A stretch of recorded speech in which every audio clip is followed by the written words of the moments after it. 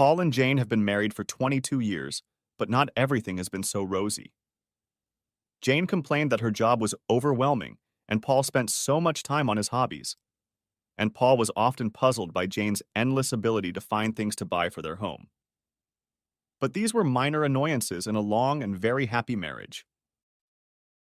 At 45, Jane remained an attractive, mature woman. She had only added a few pounds over the years, and they seemed to have taken root in all the right places. In high school, she was rather unassuming and had a hard time gaining friendships and confidence. But many of the stars of her youth that had kept her down now looked downright ugly. She worked as an office manager in a government department, was competent and respected. Paul had thought her very beautiful when they married, but now she was truly beautiful and elegant. Paul kept himself in shape, aided by his work as a self-employed and energetic project manager. With sandy hair and 5 feet 10 inches tall, he didn't stand out from the crowd, but he was immensely popular with his close circle of longtime friends. They dealt with the empty nest in different ways. Paul loved his free time, reviving all his hobbies and enjoying the extra time he had. He felt healthier and more energetic, but worried about his wife, who missed the kids. It was more than just a longing for them. She described it as an emptiness.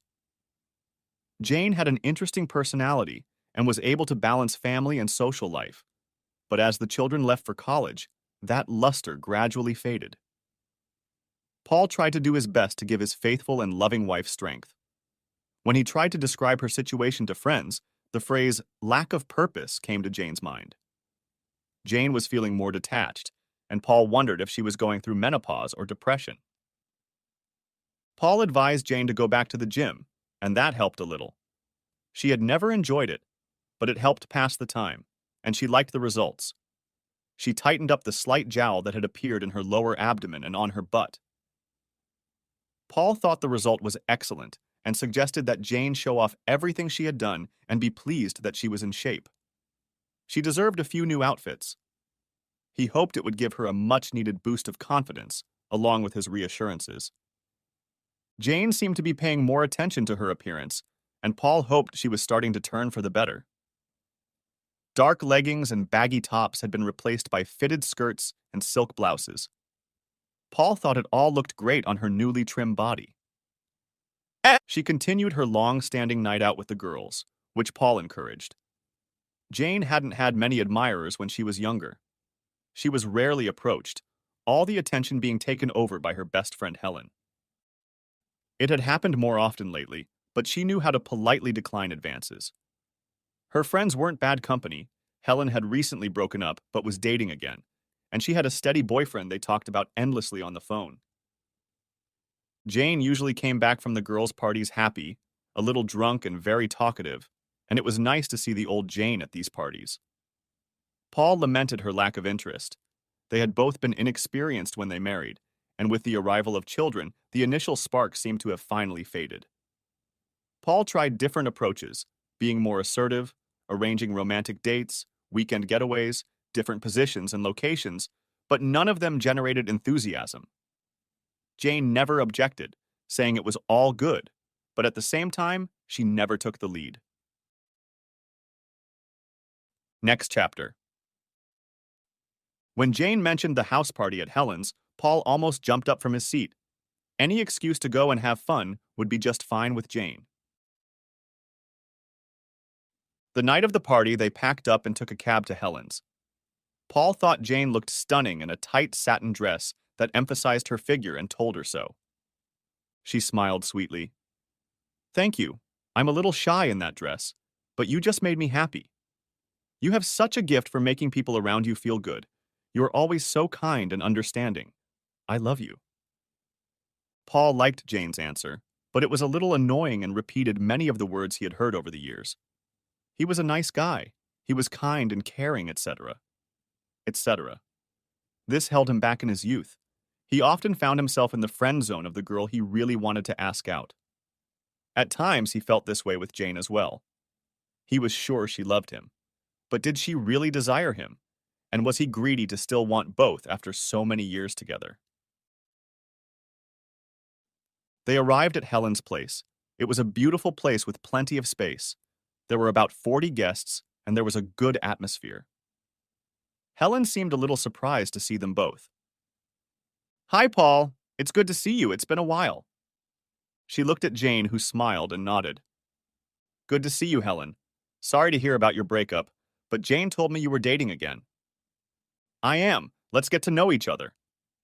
Helen introduced her boyfriend Nev, and as they shook hands, Jane said she would like Paul to meet their friend Will. Will held out his hand. He was clearly sporting a handshake. Paul hated handshakes, carelessly ignoring the firm squeeze. They made small talk. Jane introduced the others, and among them were several people Paul already knew.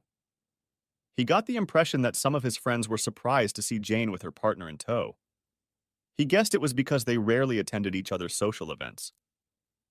An hour later, as Paul sat down to chat, Jane excused herself, moving from one group to another.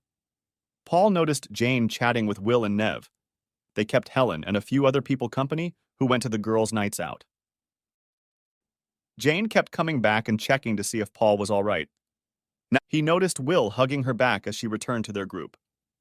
What surprised him most was that Helen didn't brush him off at first, until she cast a nervous glance at Paul and pulled away from Will's arm. Something wasn't right, and he wondered if he should leave or confront them, but he didn't want to make a scene, and any accusation would look childish. He wondered if he should find out more, and casually asked the people he was talking to if they knew Helen's group. But no one said anything much, although one woman said they went out in pairs. By the time he'd struck up a few conversations, poured himself another drink and tried to organize his cluttered thoughts, Jane was gone. Paul looked around the first floor and headed for the garden. He had just about given up when he heard voices from the side of the house and followed the path around. As he approached, Paul heard Helen clearing her throat, trying to convey a warning to Jane. Jane. Jane. It's Paul. Paul couldn't believe it. Jane was kissing Will. She looked at Helen, who nodded toward Paul with raised eyebrows and some concern. Jane jumped up. Oh, Paul, sorry. It was just a little kiss. Maybe we've had too much to drink. Paul motioned to Will, but Jane quickly stepped between them, panicking at the sight of Paul's anger. They all hesitated. If Jane hadn't intervened, he would have lashed out at Will. Maybe it was for the best. In reality, the guy looked younger, stronger, and fitter. Sorry, Paul, it's no big deal. I think we need to talk. No, we don't. It was so surreal. He couldn't realize what was happening. He needed to leave before he finally lost his temper and rushed away, and Jane screamed after him. Jane was distraught. This was not how the evening was supposed to go. She berated herself for trying to wrestle a quick kiss from Will. Jane was surprised when Helen's boyfriend, Nev, brought Will to the party on Thursday. He walked up to her and was absolutely adorable. She wasn't used to so many compliments, especially from a much younger and handsome man. She and Nev joined in, extolling the virtues of mature ladies. Will was clearly ogling her and not apologizing for it. The whole thing was just overwhelming. For the first time in her life, Jane had thoughts and desires, and she wasn't sure she could or wanted to control them. She still loved her husband, but Will was an intoxicating mystery to her. It was interesting to meet and socialize with different, younger, and more interesting people. She became fixated on Will. He constantly intruded on her thoughts. The next morning, Paul and Jane were sitting at the kitchen table. I'm so sorry, Paul, but last night was a big mistake. Everything is very confused, and I can't think clearly. The time with my friends showed me that we can experience things together with other people. Things don't have to be just between me and you. There can be different sides to our lives. There's nothing wrong with friends, but he seems to be your boyfriend. Are you breaking up with me? Don't be silly, Paul. He's not my boyfriend, and I don't want to dump you at all. We sleep together every night, wake up together, spend our whole lives together. Except when you spend time with your boyfriend. I don't have a boyfriend, Paul. Don't say that. Kissing, touching, who the hell is he then? He's a friend, that's all. Bullshit. It clearly wasn't the first time. Jane hesitated, trying to carefully frame the conversation while at the same time trying to be truthful. She really did love Paul, and they were destined to spend the rest of their lives together. I don't think I've been in a healthy state, Paul, and no. I need to keep what got me out of this quagmire. I need you, your continued support, and time with friends. Paul flinched. You mean time with Will? That was the problem. She knew it was wrong, but she really wanted to keep seeing Will. She didn't want to hurt Paul or lie to him. He deserved honesty. I'd like to keep spending time with this group. We're all great friends. Paul growled. Especially Will. I assume you're not just friends? Are you having an affair? No, absolutely not. It's not an affair. Well, I have a distinct feeling that your other friends are well aware of your affair with this guy. Stop saying it's an affair. They see us together more often than they see me with you, that's all. I think that in itself speaks volumes. He's a friend of Neve's and we spend time together. Once you get to know him better, you'll like him. I have no intention of getting to know him. The man has no morals and he's trying to seduce my wife. Unfortunately, he seems to be succeeding. Only how far does it go? Mostly talking, dancing, and kissing? Yeah, we've kissed a few times. Nothing special. Paul glared at her. It's a big deal to me, and you're in damage limitation mode. I suppose it's not just that. Even if you haven't had anything, that's where it's going. Our marriage is hanging by a thread, and you seem intent on breaking it up. Are you in love with him? What? No, of course not. There must be something of attraction. We like each other, but we're just good friends, nothing more. How often did you and he see each other? Were you very comfortable together? Well, we see each other on Thursdays and I had lunch with him. Jesus, did you and him have actual dates? No, just had lunch. He's good company and that's flattering from a young guy. I like him, and I have no idea why, but he seems to like me. You just described the date. What was this introduction at the party for? Was it done to humiliate me? God, no. I wanted you to meet him. I thought you'd like him. He's a great guy, and I told him all about you. I thought we could all be friends, and it would take away any tension or misunderstandings. Wait a minute. You don't expect me to agree to that, do you? You have to realize that he's going to want more than that, because it's obvious that he wants to entertain you, and it's becoming more and more obvious what you want. You're getting way ahead of yourself. I haven't gotten to that point yet. But if we both agree, and it gets closer to this, would that be so bad? Honey, I don't mean to be unkind, but you've slowed down a bit, and we haven't been able to find a solution to your performance issues. I'm sure we'll find one, but a little innocent fun with Will might smooth things over. Jane immediately realized she had made a terrible mistake. It seemed Paul was about to explode. But her phrase, just good friends, seemed weak even to herself. I'm sorry, I didn't mean to. You bitch. So it's about sex and it's my fault. Screw you, Jane. Paul slammed all the doors on his way out. Damn it! Shouted Jane in frustration, telling herself that she was an absolute idiot. Did she even realize what she was doing? She wasn't going to take it any further, but managed to insinuate to Paul that he was to be replaced in her bed. She was in big trouble. Why had she mentioned his performance? Paul had always been a terrific lover. He'd had occasional episodes when things didn't work out, but he'd made it up to her, and the doctor was sure they could work things out. If anything, she was the one who hadn't made much of an effort.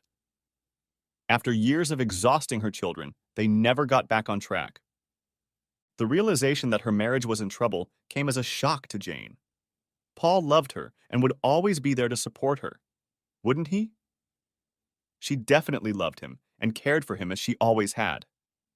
And the situation with Will was just confusing, and she was sure it would pass. Paul felt like a complete failure. The thought of his wife leaving him because of his failure to succeed in the bedroom was absolutely crushing.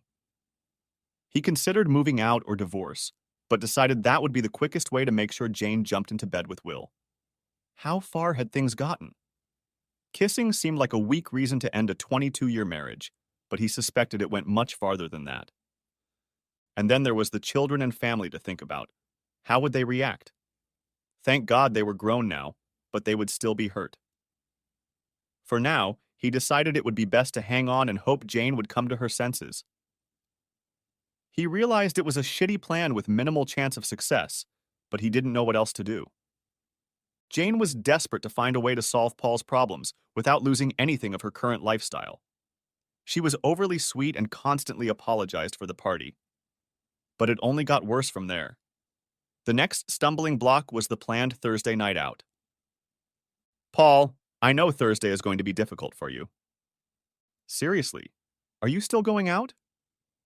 We're going out with some friends for a few drinks, that's all.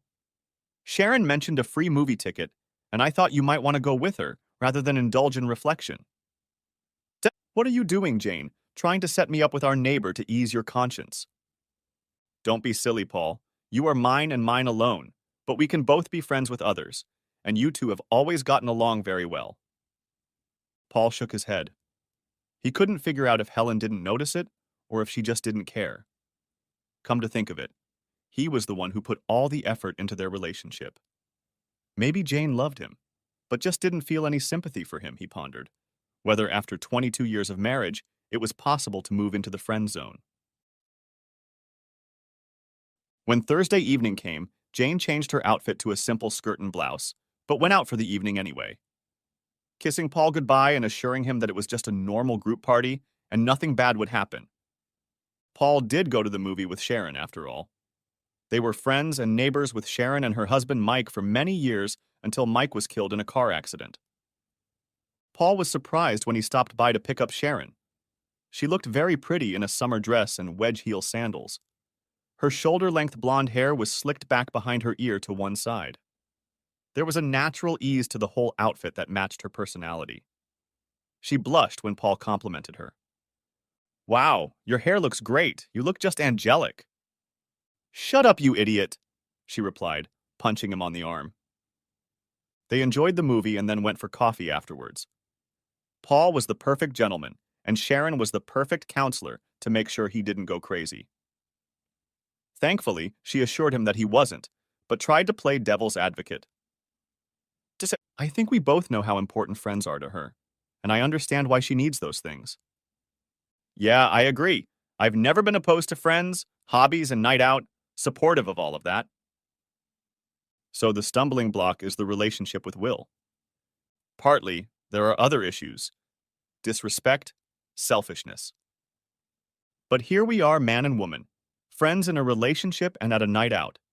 Is it that much different? Paul laughed heartily. Nice try, Sharon, and I'm sure that's exactly what Jane had planned. But she recognized that it was out of line. If we had started kissing, it would have been a different relationship. Sharon smiled at the thought of kissing Paul. It was a very pleasant thought. They chatted quietly on less painful topics. Paul, as always, asked about her and her family and listened carefully to her answers. Despite his obvious distress, he never forgot to laugh and joke. She could only wonder what Jane was up to. It all seemed so different. Jane was the kindest person she knew and had been so supportive of her since Mike's death. They agreed to meet up the following week if Jane was out walking with her group again. Jane's evening went according to plan. She vowed to keep her distance and calm Will down, and she succeeded, except for one dance when he managed to cut in. Everything was going according to plan until he offered her a ride home. It was ridiculous to refuse, and she had to explain the situation with Paul to him. It didn't last more than 10 minutes before they started kissing again. Paul, returning from his night out with Sharon, sat at the kitchen table for what seemed like an eternity. He was on his third mug of beer when Jane finally came home. She tried to look happy and carefree, as if nothing had happened. You got home late. Yeah, a little. Who was out walking? The usual crowd. You know what I'm asking? Yeah, Will was there, but he mostly stayed with Nev. You should check social media before you lie any further. Jane took a quick look. Damn. One of the girls must have taken a picture. She was standing in front of Will in the background. He had his arms around her, pulling her to him. It was just the end of a dance with a friend. Well, It's great that everyone can see an image of you and him. Thanks for that. It's not degrading at all. Did that friend give you a ride? No, yeah, hell yeah. Jane sighed and tried to calm down. Yes, Paul. Will gave me a ride. You look really flushed.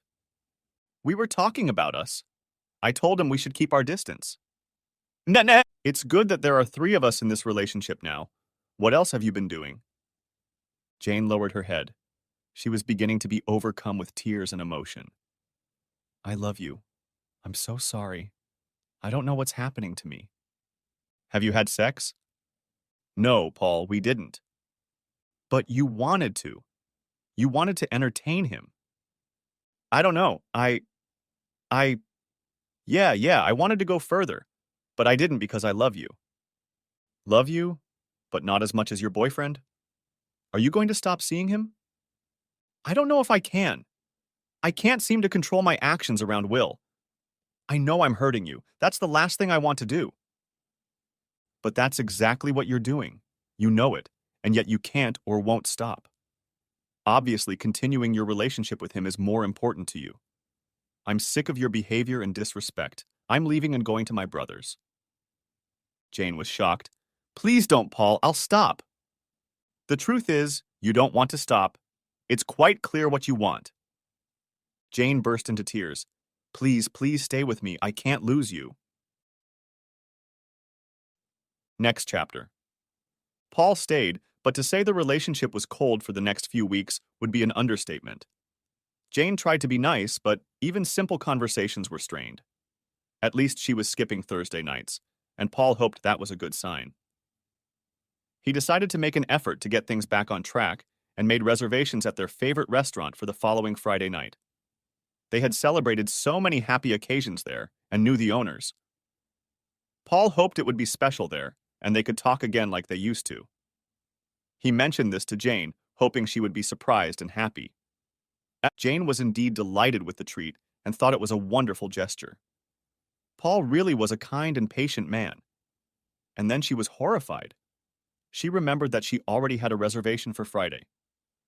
Paul, you're so kind. But can't we reschedule for Saturday? I suppose so. Why? Helen has tickets to the charity ball, and I promised to go. It's a big event to benefit the local hospice. You'd rather do that than go out with me to try and save our marriage? No, I'm not saying that. We can do both. I'm sorry, but I've already said I'll go. It's an important night for Helen because she's on the organizing committee. Helen won't mind. She called me and apologized for her part in all this. Jane hesitated, clearly trying to find some reason to rebook. She looked slightly flustered, and Paul hadn't expected such a reaction. And then it hit him. If this was such an important night for Helen, then all their friends had to go to it. Shit, it is, isn't it? No, it's just a big event, important to Helen, and everyone's going. So he won't be there? Jane looked away. Oh, now I get it. You were planning to meet your boyfriend and Friday is the big night? No, it's not. I give up. You must be joking. You begged me to stay with you and promised me you'd stop. But you'd rather go out with him. It's good to know what your priorities are, my dear wife. Paul hoped Jane would change her mind, but she was determined that she couldn't miss this event. She and Helen had been planning the day for a long time, booking treatments and buying new dresses. Yes, the boys would be there, but so would all her other friends. It was a big event. Paul had made sure he wouldn't be home the moment the death nail in his marriage began. He hoped to avoid any communication with Jane, but he couldn't resist reading the messages she kept sending. 19.00. Just leaving. Sorry you weren't here when I left. I love you. 20.03. Party great, very relaxed, raising lots of money for the hospice. There was a picture of Helen and Jane in an embrace, and he thought they both looked amazing. Paul had never seen Jane wear anything like this before. It was a tight evening gown of a deep ocean blue color with silver sequins. Paul wondered who took the picture and who Jane was dressing for. 21.25. Miss you. Love you so much. 10:44 p.m. Don't wait up for me. I think the party will go on for a long time yet. 11:50 p.m. Don't worry, I'm fine. Having a great time. See you soon, ex-Essex. 1:10 a.m. Decided to stay at Helen's as I'm very drunk. See you tomorrow. I really love you. It was nearly 11 a.m. when Jane got home. She walked into the kitchen and couldn't bring herself to look at Paul. Paul just knew. She shouldn't have even asked if she had fun. Finally, Jane was able to look at him. I'm so sorry. You're always apologizing. It just happened. It wasn't planned. I don't think that's true, Jane. It was very much planned. Was it worth it? Did it rock your world? I don't want to go into details, Paul. He was enthusiastic. We felt differently, but I think I've gotten over it. How nice of you to do that, I'm leaving. Really? Threatening to run off to your brothers again instead of facing our problems. No, no threats this time, and those are your problems, not mine. Goodbye, Jane. At that moment, Jane noticed a packed suitcase and backpack in the dressing room. She tried desperately to think of something to make him stay, but she couldn't think of anything. What she had done to him was horrible. She really hadn't thought about the consequences of the decisions she had made in a drunken frenzy the previous night. She figured she would have time to explain and apologize properly. Paul left without a word. His phone rang before he reached the end of the street, but he ignored it. By the time he reached his brother's, Jane had sent 27 messages. He read them, mostly apologizing and pleading to get back to her. Jane couldn't believe Paul was gone. The house didn't seem right without him.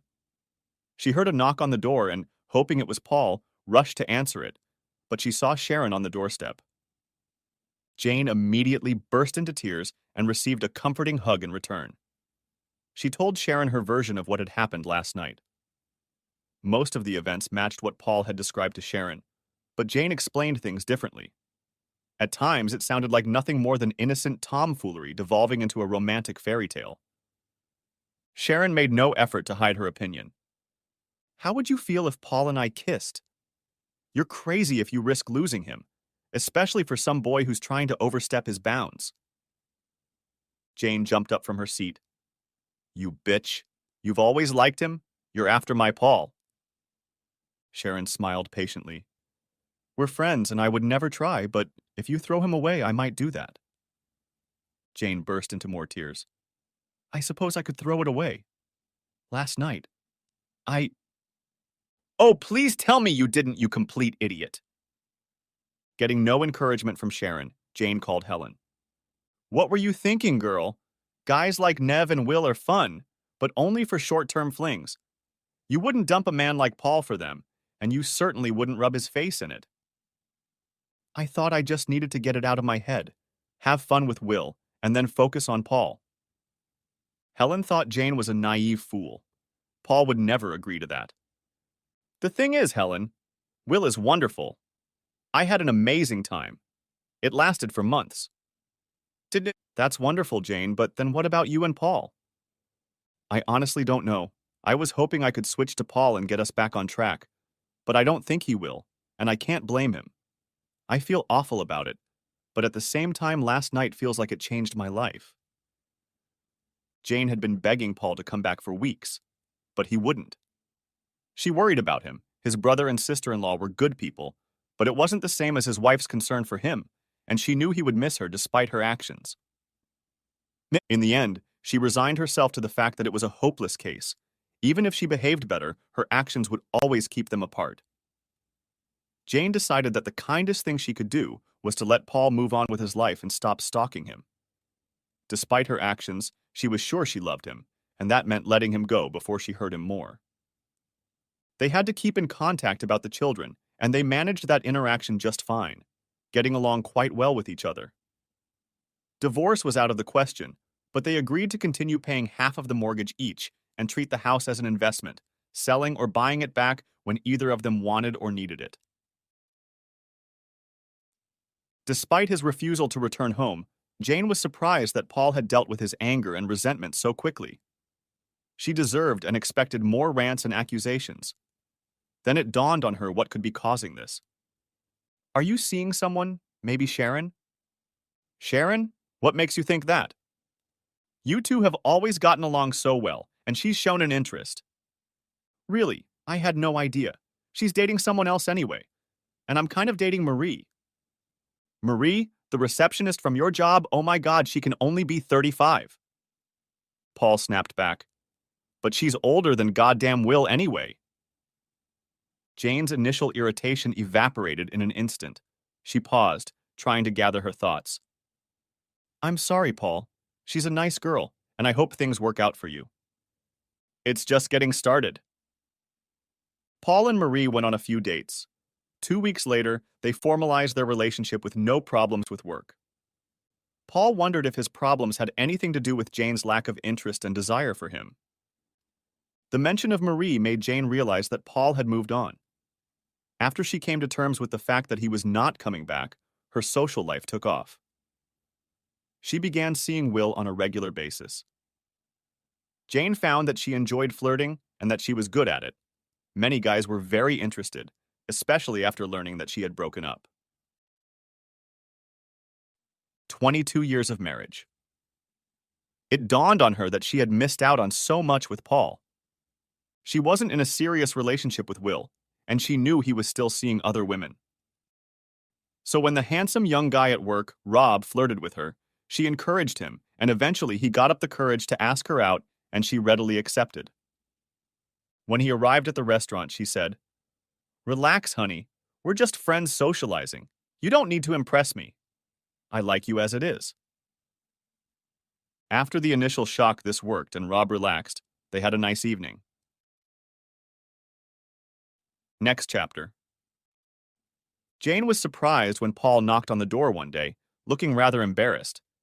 She invited him in and made coffee. "I need to ask you a favor, Jane." "Sure, anything." "It's not easy to say, but business has been a little shaky. I've had extra expenses and cash flow problems. I managed to send the same money to the kids, but I'm struggling to pay my half of the mortgage on this apartment. I'll sort it out, but the money will come in late." Jane thought for a moment. "We can sell it if you want, Paul. You were wise to let me stay." "No, that's not it. It's a good investment for both of us until we're ready to sell or buy each other out. I just need the extra time." "Okay, how about I cover the payments? I have some savings." "No, I was just thinking of asking the bank to defer the payments for a while. I can't use your savings." Jane smiled, knowing that was exactly what Paul was going to say. They may not have been together, but she knew him better than anyone else. "Paul, you have provided for our family for years and have never once let us down. Compared to this is nothing. Nothing at all, I insist." Paul looked uncomfortable. "I'm not sure. I don't think that's right. To be honest, I'm glad I can do it. I have no doubt whatsoever that you'll work it out. You always do. I'll gladly give you the money, but I'll call it a loan if that helps." Paul seemed to think deeply. "A loan, maybe, but we'll need a written agreement to make it official." Jane smiled. "Suit yourself, Paul, but you are the most honest man I have ever known. You'll do whatever you say, you'll pay me back, and you've already started thinking about paying me interest. I'll refuse, of course, but you already know that." Paul smiled. "We do know each other well. I think we have an agreement, and Jane, thank you. It's the least I could do. In any case, I caused our breakup and the additional financial burden you're struggling with." As Paul left, Jane wept, their conversation a pleasant reminder of the hundreds, perhaps thousands of similar instances over the years. She would gladly give Paul anything he asked. At work, Jane had a reputation for being hot and had a steady stream of potential lovers wanting to date her. She often heard them refer to her as a hot wife, MILF, or cougar, and it thrilled her. She had always been unassuming when she was young, and this kind of attention was new to her. She knew that some people would call her a slut or slutty, but decided to put up with it, thinking that a guy in a similar position could be called hot. Her dates were a lot of fun, but more often than not she felt lonely, and it was getting a little tiring. As you'd expect, the breakup had been emotionally traumatic, but she should be over it by now and enjoying life to the fullest. So why wasn't she feeling better? Jane saw Paul and Marie together regularly. She felt the usual feelings of jealousy, but then chided herself. After all, she was the cause. She noticed how easily they talked and how comfortable they felt around each other, smiling and laughing often. She still wished Paul the best. He was a good man and deserved it. All of this was in stark contrast to her own short relationship. Even if the right man offered something more serious, she would find a reason to turn him down. Despite what Jane saw, Paul and Marie's relationship was beginning to falter. They liked each other, but there was no spark. Perhaps Paul was in too much of a hurry, and Marie was younger. They felt it at the same time and agreed to be friends, albeit with privileges. Marie insisted that by all means they should continue to enjoy each other until she found Mr. Right. Next chapter. Paul and Jane stood on the railroad platform, seeing their children off to university after the Easter break. They had spent time with both parents getting used to the new arrangements, and it had gone relatively smoothly. Jane smiled at Paul. "Would you like to have coffee with us?" "Sure, why not?" After they had talked about the children, there was an awkward silence, each immersed in their own thoughts. Jane filled in the gap. "I'm really sorry about the way things turned out for us, Paul. I loved Still Love You, and I blew it." "Was it worth it? Did you find what you were looking for?" "That's hard to answer. I lost so much with you, but I have to admit I enjoyed exploring other things." Paul laughed. "By other things, you mean having fun with young boys." Jane smiled. "I'm pleased that you can laugh about that, Paul. It's partly true, but I miss the friendship and companionship." Paul frowned. "So that's what we were to you in the end? Friendship, without attraction or desire." Jane was shocked. "No, what makes you think that?" "You were never that interested. Then another guy came along and suddenly you couldn't resist, and now you can't seem to get enough." There were tears in Jane's eyes. "Please don't ever think like that. I've always loved you and I still do.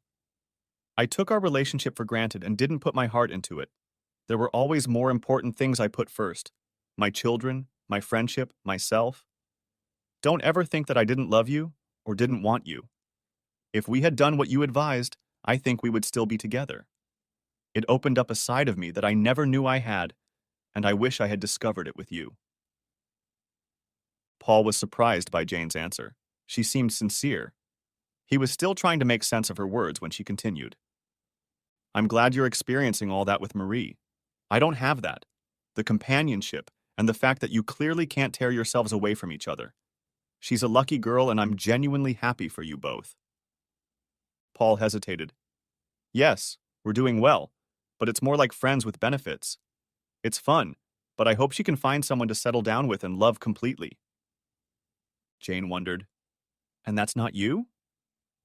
"No, unfortunately, I don't think so. She needs someone her own age. We are still friends, but neither of us have that feeling. It's hard to explain. Our relationship is great, but something is missing." Jane sighed. "Yes, I remember that feeling. We had it before I lost it. She's an idiot if she let you go. Is there really no one else?" "A few dates, but nothing serious. Can't find a date." Without time to think through all the implications, Jane whispered, "Maybe you should date me." Paul was silent for what seemed like hours, but was really only moments. Jane was beginning to regret her remark and was beginning to think of a way to make a joke. Then Paul smiled, or was it a grimace? But then he stopped, sighed, and looked at Jane. "Maybe we should." They agreed to try for dinner the following Friday, giving each other plenty of time to change their minds and back out. Next chapter. Jane began to panic after her first night with Paul. She kept telling herself it was just another date, but she wasn't sure she could handle that level of emotion. If it didn't go well, she would be upset, and she didn't want to hurt Paul anymore. They went out a few more times, with both of them dating other people. Will had left, but Jane was seeing other guys, and Paul was still seeing Marie. She wasn't sure he wanted anything more than a casual relationship and was afraid to ask in case she lost him again. That all changed when they ran into each other at one of the bars downtown. Jane was on a date. They had just entered the bar as Paul was leaving, having finished having a drink with a customer. Jane introduced her husband to Justin. Justin became jealous, hinting at what he and Jane would do that night. Jane, wasting no time, made it clear that the date would be short-lived if he continued to misbehave and that her husband would always be her priority. Paul was shocked by Jane's statement, but not as much as her date, who, with a snicker, retreated toward the bar. Jane apologized to Paul and asked him to wait for her at the door. She turned back to her companion. "I have to go now. Thanks to your bad behavior and attempt to embarrass my husband, I am leaving with him." Her companion was confused between anger and apology. Jane continued, "Maybe we can go out next weekend, thank you. You've just made sure my husband will try very hard to get me back tonight. Oh, and don't ever ask me to choose, he always wins." With those words, Jane turned and strode away, clicking her heels to link arms with Paul and walk away together. Her companion watched her remove herself and cursed his big mouth. The day after the altercation at the restaurant, and 2 months after they started dating again, they were sitting at a downtown bar sharing a bottle of wine. Paul noticed the concerned expression on Jane's face. "Are you okay? What's the matter?" "I'm really enjoying myself with you, but I want to know if you see things going beyond casual dating and having fun." "I'm not sure, to be honest. I like it too, but maybe it's best not to force things. I liked that you ditched your date for me last night and said I was a priority for you. You always will be. I know I haven't shown it to you in the past, but you've always been my one true love. I enjoy dating, but I still feel pretty lonely. I don't have what you and Marie have, someone to share with." "Actually, Marie started dating someone. We stopped. You know, and I'm planning on moving out." "Where will you go?" "Probably to my brother's, although Cindy, his wife, is expecting a baby." That was a stupid idea. She couldn't bring herself to say it, and then she blabbed anyway and couldn't stop babbling. "You're not thinking of moving in with me, are you? Not as husband and wife or anything like that, but like a boarding house or a lodger or... Actually, you're still a co-owner, so you have every right to move in. Anyway, if you want to, uh, uh, the offer still stands. We could be friends or something." The last remark was accompanied by a nervous wave of her hand, whereupon Jane's voice broke. "Friends with benefits?" Paul asked with a broad smile on his face. "Of course, we're still married anyway, so you're entitled to it. I suppose that makes you a beautiful wife and me some kind of asshole." Jane laughed. "Hardly likely, considering how much you talk about it, and the fact that you dumped me as soon as I was done with Will. We could try, I guess. I know what I'm getting into, and so far we're being honest with each other. I like your companionship, and I've always loved you, but I don't want to go back to that grouchy housewife with borderline depression. I still want to date other people, and I insist that you date too. Otherwise, it wouldn't be fair." Paul smiled, remembering. "You know, I always liked that housewife, and you were never that awkward in my eyes." "I know. It was so special, and I was a bloody idiot. I let you down and ruined our marriage. I don't want to hurt you again." Paul tried to weigh the consequences before giving up. It was too complicated for his brain. "Fine, I guess we can try."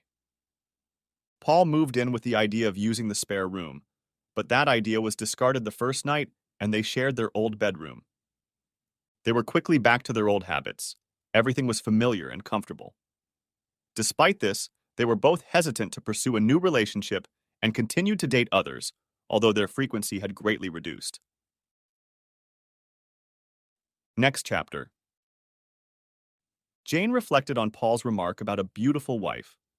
She wondered how she, the most ordinary middle-aged housewife, married to the most ordinary and loving husband, had gotten to the point of having so much fun with different partners. It wasn't an easy road, but is she glad she went through it? She is still not sure of the answer. Over time, Jane naturally cut back on her excesses, happy to be spending more time with Paul. Her dates became less frequent, about once a month, usually with a nervous Rob, her first lover after Will. She had been pleased to see his newfound confidence and the way he had matured, believing that she had helped him along the way. Now it was part of their arrangement, and other men seemed less important. The difference was Paul. Now she realized he was the most important thing in her life. There were difficult moments. Both felt a little awkward getting ready for dates when the other was in the house. One night, lying in bed, Jane apologized again for her nightly escapades with Helen. Do you still see her? Not often sometimes, but she and Nev didn't work out and she's working hard now. Did she tell you she asked me out? No way. When did that happen? She called a few times and apologized for her part in what was going on. About a month after I left, she asked if I would consider dating her in the future if we didn't get back together. She offered to dump Nev and said I was the type of guy she was always looking for. I was shocked. She was a beauty, and it was a much-needed ego boost. Helen said I was a fool to risk losing you for Will. She seemed to mean it. Were you dating her then? No, not then. But I ran into her a few months later, and as you can imagine, I didn't. Oh, wow. I think you had a good time. Helen is amazing and great in bed. Paul raised his eyebrows. You know that? Maybe, Jane laughed. I experimented a lot after we broke up. You didn't go out with her again? No, she suggested it, but I thought we were too close. If I couldn't trust you, Helen couldn't. Oh, and the fact that she had your back. Jane fell silent. I hate to think that I made you lose trust in others. Helen was my best friend. She tried to warn me against getting too close to Will, but she didn't stop me. She was happily married for many years until her husband cheated. She's not a bad person. I can't blame anyone else. It was all my fault it all happened. Next chapter. They were cozying up to the television when Paul's phone rang. It was Sharon, sobbing uncontrollably. He couldn't make out the words, but it was obvious that she had broken up with her fiancé. Paul apologized to Jane and went to Sharon's house. It took a few hours to learn the whole story of the breakup. The guy left her for his ex. It was all a complete surprise to Sharon. Paul hugged her and told her everything would be okay. She was so upset that he feared for her safety. He managed to get her into bed, while he himself stayed in the spare room and called Jane to tell her the news. Jane supported him and arrived the next day with lunch and cans of soup. When Paul pointed out all those tubes, Jane smiled and said that was all she had eaten during their breakup. She had hardly eaten anything for 2 months. Paul was surprised that Jane was so upset. He assumed she had carried on with her exciting new life the day after he left. They kept in daily contact and helped Sharon through her long and slow recovery. Eventually, Paul talked her into going to the movies with him again. She loved movies, especially reruns of 50s classics. This led to other nights out, including murder mystery nights where she dressed up as characters from Agatha Christie novels set in the 1920s and 30s.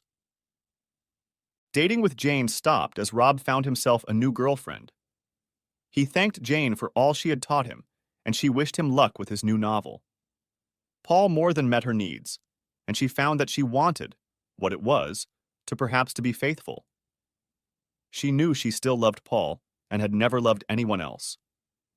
In their former life, as she had described it, she had taken him for granted. Now she found herself enjoying his company. She spent almost all her time with him and enjoyed it. The dates were fun and exciting. Paul was interesting and a good conversationalist and a constant person to rely on. She was jealous of him of Sharon, but took that as further evidence of how good a man he was. Since his time was divided between Jane and supporting Sharon, Paul had little time to date anyone else. Paul and Jane were sitting on the back porch enjoying a beer and a glass of wine. Paul, do you think we could be a married couple again? I haven't dated anyone in the last 4 months and I'd like to be yours alone. The suggestion took Paul by surprise. I don't know, Jane. It's a big step and I'm not sure. I love you, Paul, and I want you back. I need to think about it. Can I be given some time? Sure. Take as much time as you need.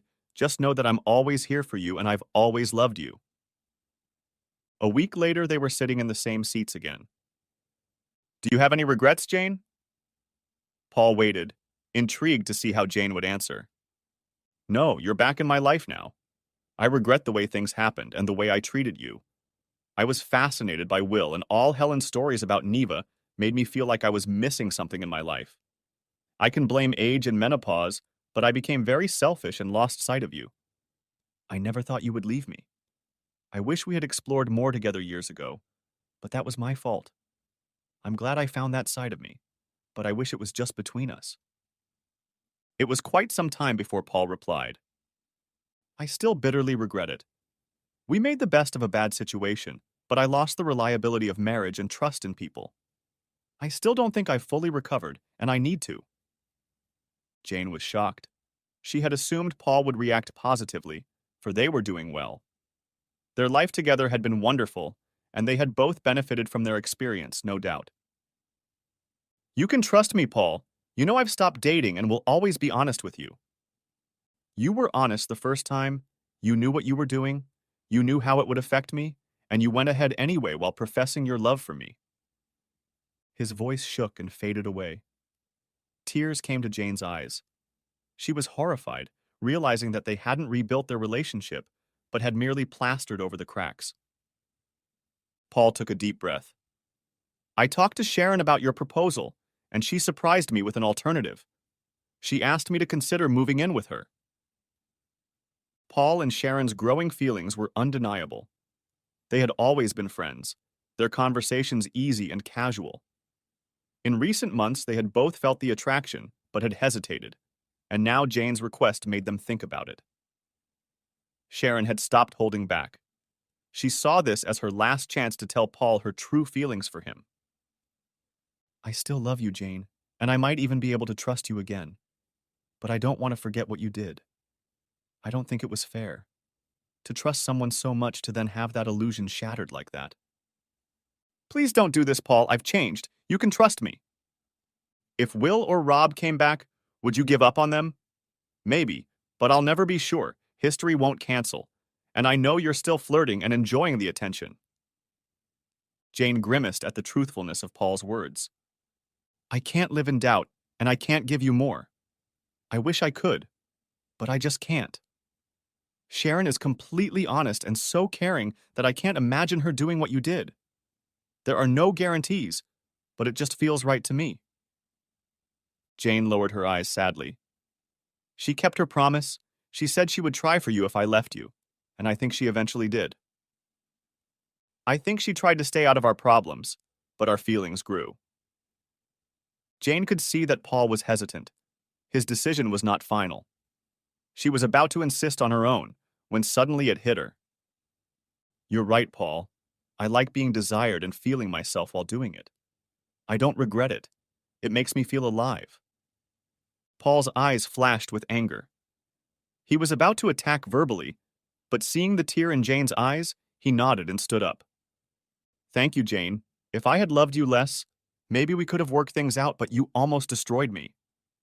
We had a wonderful marriage, and we still have children, but we need to move on. I'll get my stuff out tomorrow. Jane managed to hold on until she heard the front door close and then burst into hysterical tears. She had lost him again. She had to let him go, but it didn't make the pain any less. Paul began divorce proceedings, and both attorneys said it was the friendliest divorce they had ever witnessed. They continued to pay half the mortgage each.